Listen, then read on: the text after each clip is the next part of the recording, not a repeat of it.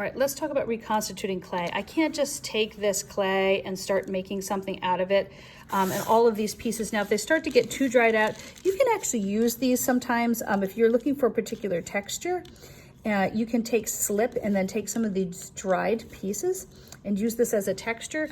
I'm just going to sort of reconstitute this into this piece of clay here.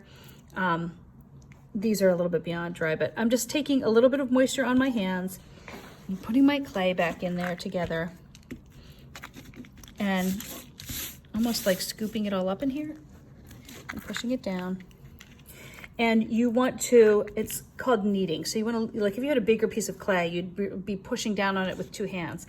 But since it's just my thumbs here and I have a smaller piece of clay, I can do this. So I'm just going to maybe put 1 or 2 drops of water on there and squeeze it together, and I turn and squeeze. So you're squeezing the water in and flipping and squeezing and flipping.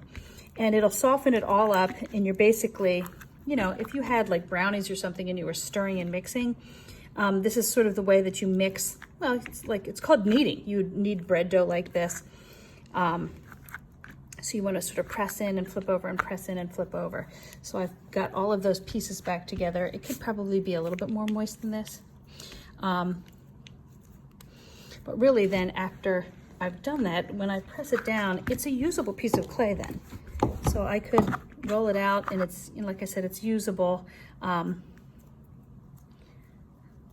I am going to store it back in my clay bag. I sort of want to stay on top of that. Here's other clay that I, had reconstituted. The trick with reconstituting clay is just being careful when you do use it a second time that there's no air pockets in it.